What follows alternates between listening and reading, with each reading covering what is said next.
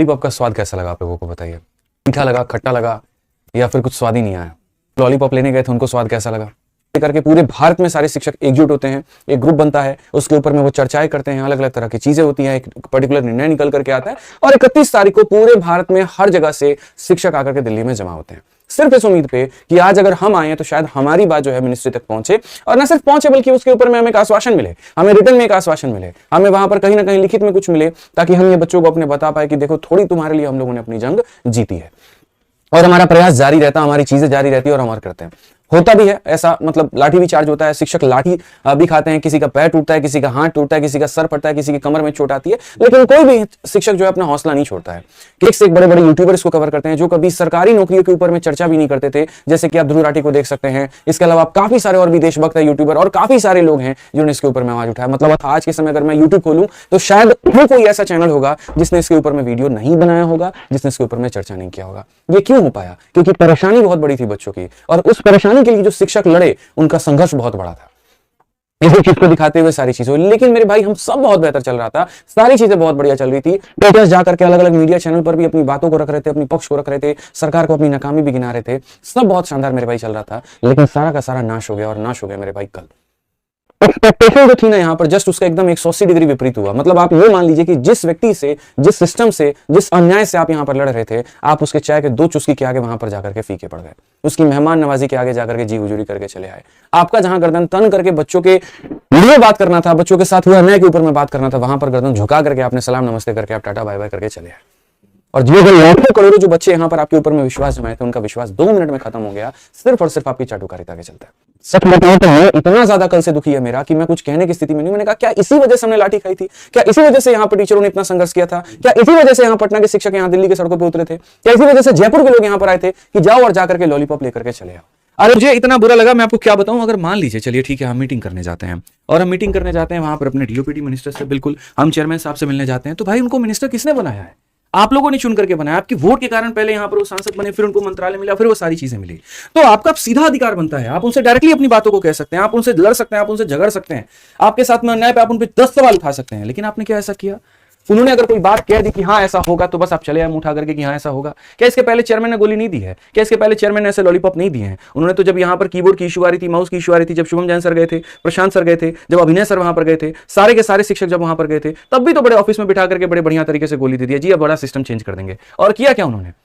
क्या किया उन्होंने? टीसीएस को हटा करके एडिक्विटी जैसे वाहियात यहां पर जो है वेंडर को ला करके थमा दिया आपके पास में, जिससे बस तुम बैठ करके और रो और परेशान हो। ये हमें बिल्कुल भी नहीं चाहिए था।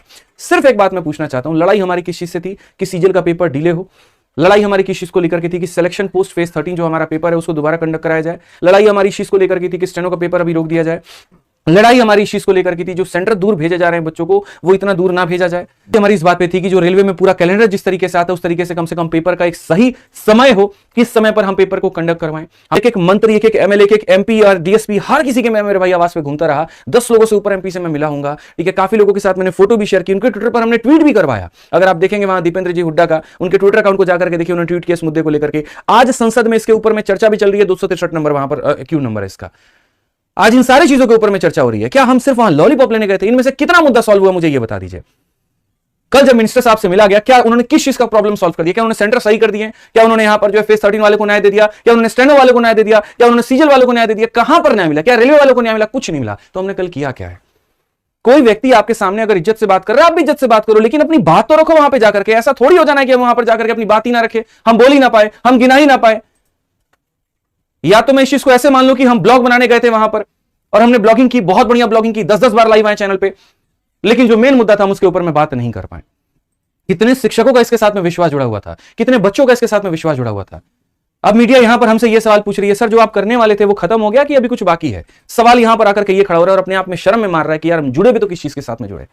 ये नहीं होना था, कुछ भी होना था, लेकिन बस ये नहीं होना था।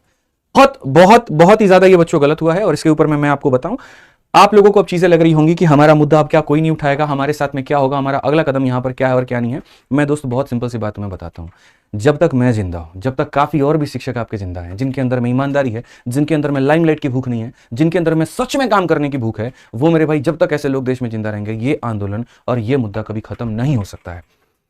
सच बता रहा हूं मैं आप लोगों को कि आप लोगों के पास में ऐसे ऐसे काफी गुरु हैं जो एक कॉल पर आपके लिए कहीं पर भी आ सकते हैं। हाल फिलहाल हमने अमन वसी सर को देखा, जब एक बार कॉल करो ना तुरंत देहरादून से आ जाते हैं। शुभम जैन सर को देखा, जब एक बार कॉल करिए सर बच्चों के लिए हम सामने रहेंगे। हाँ, हमारे अंदर में ऐसा नहीं है कि हम जाकर के बहुत हो हल्ला करें, लेकिन सर हम टेक्निकली बहुत बढ़िया तरीके से सिस्टम को चोट पहुंचा सकते हैं। आपका आरडब्ल्यू का परिवार नवीन सर है, क्या आदमी है यार वो, क्या पर्सन है आप ये बताइए। जब भी बात बच्चों की आती है ना, हमने यूपी प्रोटेस्ट में उस इंसान का जज्बा देखा था कि क्या कलेजा वो रख करके चलते हैं, कितना उनके अंदर में साहस है, कितने अंदर ताकत है यहां पर, कि विनम्रता भी बातों में जब किसी से करो तो झलकती है, और जब बात सिस्टम को उखाड़ने की आए उसके गलत चीजों के ऊपर में, तो वहां पर वो भी साथ खड़े होते हैं। मैं आज भारत के सभी शिक्षकों से आह्वान करता हूं, सभी लोगों से आग्रह करता हूं कि आप जुड़िए, साथ जुड़िए। अभी हमारा मुद्दा खत्म नहीं हुआ, अभी हमारी जीत नहीं है, और हम इसके ऊपर में बहुत बड़ा काम करेंगे। और आप लोगों को मैं एक सीधी सी बात बता दूं, रैंकर्स गुरुकुल परिवार, आरडब्ल्यू परिवार दोनों मिलकर के इस मुहिम को बहुत आगे बढ़ाएगा, बहुत आगे तक लेकर के जाएगा। और यकीन मानो दोस्तों, तब समय में आने में हम आपको एक निश्चित डेट भी देंगे कि कहां पर होगा, क्या होगा, कैसे होगा, और यकीन मानिए हफ्ते भर के अंदर में आप लोगों को जीत दिला करके रहेंगे। मुद्दा खत्म नहीं हुआ है, मुद्दा तो अभी शुरू हुआ है, अभी तो आंदोलन शुरू हुआ है मेरे भाई। यहां पर इसके लिए आप लोगों का, नवीन सर का, अंकित भाटी सर का बहुत बहुत धन्यवाद है, बहुत बहुत आभार है कि उन्होंने यहां पर हार नहीं मानी, उन्होंने घुटने नहीं टेके, उन्होंने सीधा कहा कि सर अभी हम जीते ही कहां हैं, अभी तो हम बस ऐसे चल रहे थे कि किसी ने कुछ कहा हमें उसकी बात माननी है। क्यों? क्योंकि हमें उस इंसान के ऊपर में विश्वास था, हमें यह विश्वास था कि वो हमें जीत दिलाएगा, लेकिन हमें नहीं पता था कि जाकर के चीजें ऐसे खत्म हो जाएंगी। इसको पुनः जीवित करते हैं सर मिलकर के इसको। एक जब तक बच्चों को न्याय मिलेगा कैसे सो सकते हैं, कैसे हम लोग क्लासेस ले सकते हैं, क्या पढ़ाएंगे उनको, क्या कहेंगे हम उनके साथ में।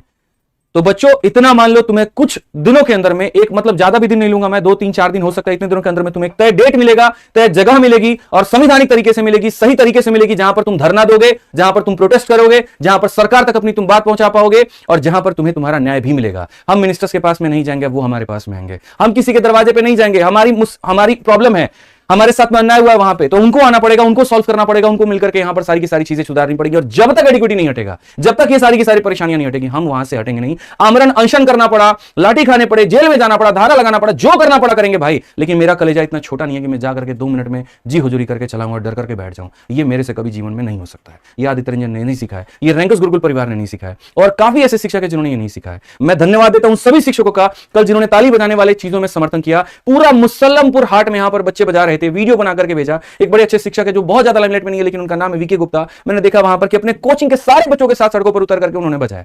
और यकीन मानो, लोग कहते हैं ना लाइमलाइट, वीडियो, शॉर्ट्स, भाई साहब प्रॉब्लम यहां पर इतनी है कि हर कोई जाकर के उस तरीके से नहीं कर सकता है जिस तरीके से कुछ लोगों के अंदर में जज्बा है। मीडिया आपके बैठ के कमरे की बातों को नहीं उठाती है। मीडिया यहां पर वो दिखा रही होती है, देखो वो पेन कितना है। बीपीएससी के प्रोटेस्ट में जब बच्चे बैठे थे ना, और जब ठंड के समय में ठिठुरते हुए ठंड में जहां पर वो जैकेट पहने थे, ठंडे पानी की जब वर्षा की गई, तो यहां पर उन बच्चों की वीडियो वायरल हुई, उन बच्चों के माध्यम से पूरे देश को कनेक्ट किया गया और बताया गया कि देखो इनके ऊपर में क्या बर्बरता हो रही है। वही हुआ शिक्षकों के साथ में, और तभी इस मुद्दे को जान मिल पाई, तभी इस मुद्दे को आवाज मिल पाई। नहीं तो मजाल यहां पर कि कोई नेशनल मीडिया इसको कवर करके दिखा दे। बकैती से सिस्टम चलता है, बकैती से रिफॉर्म होता है, ऑनलाइन से, यूट्यूब से यहां पर रिफॉर्म लड़े जाते हैं। हम उस देश के यहां पर लोग हैं जहां पर अन्ना आंदोलन को आप देख लीजिए, जेपी आंदोलन को आप देख लीजिए, महात्मा गांधी जी का आंदोलन देख लीजिए, बंद कमरे में बैठ करके भाषण ये भी देते, तो काम बड़े आसानी से बन जाता है। ये हो ही नहीं सकता इस तरीके से, कभी भी आप यहां पर किसी भी जगह पर जीत हासिल नहीं कर सकते हैं। तो आप लोगों को बस एक समय मिलेगा, एक जगह मिलेगी, वहां पर आपको बहुत बढ़िया तरीके से आप सरकार तक अपनी बातों को रख पाओगे, ठीक है। और यहां पर सारी चीजें संवैधानिक तरीके से ही होंगी, कहीं पर कोई भी चीज गैर संवैधानिक नहीं होगा, मैं आपको इतना आश्वासन देता हूं।